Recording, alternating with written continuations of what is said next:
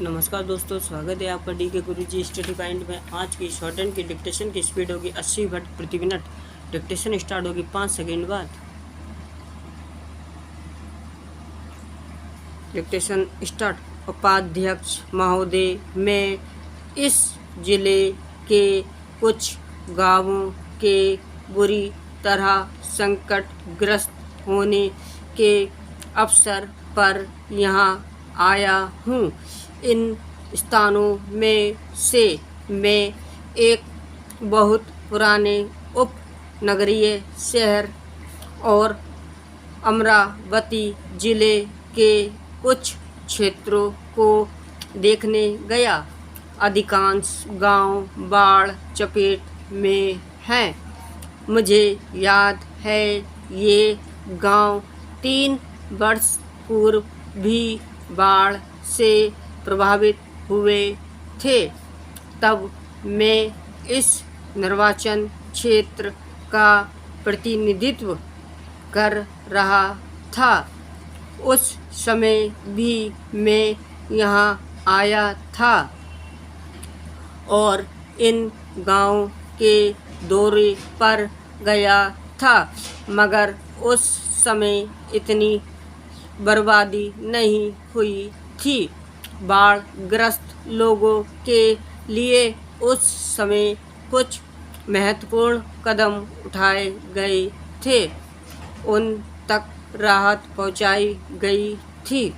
कुछ लोगों को फिर से बसाया गया था, लेकिन किसी ने भी नहीं सोचा था कि वे नदियां एक दिन पूरी तरह इन गांवों को निगल जाएंगी।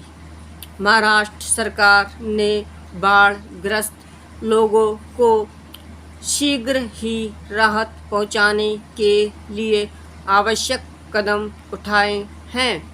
भारत सरकार भी इस कार्य में पूरा हाथ बटा रही है।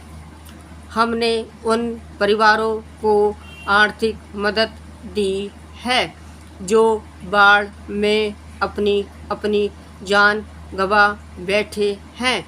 इस तरह बड़ी संख्या में लोगों की जाने गई हैं।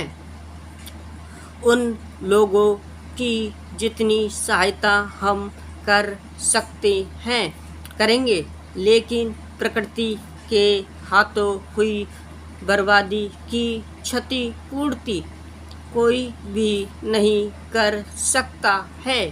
जितनी सहायता मानवीय सीमा के अंतर्गत हो सकेगी की जाएगी।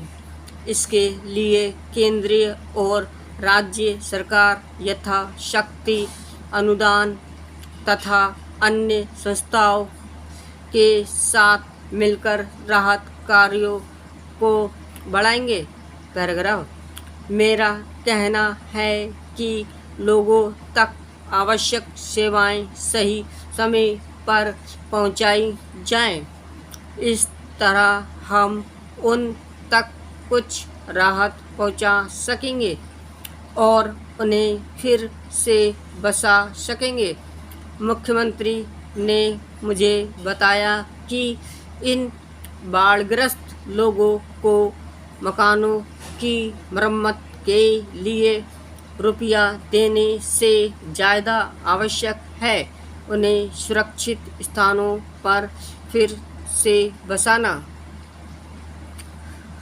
पुनर्वास कार्यक्रम का कुछ अनुभव हमें पहले से है। कभी कभी लोग पुनर्वास के लिए स्वयं तैयार नहीं होते। ऐसा भी होता है कि जिन स्थानों पर आप उन्हें बसाना चाहते हैं वहाँ सभी प्रकार की सुविधाएं नहीं होती। इसके अतिरिक्त कुछ मनोवैज्ञानिक तथ्य भी होते हैं। कोई भी व्यक्ति मन से अपना वह मकाम कभी छोड़ना नहीं चाहता जहाँ वह पीढ़ियों से रह रहा हो। Full stop. अगर आपको डिक्टेशन पसंद आई हो तो सब्सक्राइब और लाइक करिए। धन्यवाद।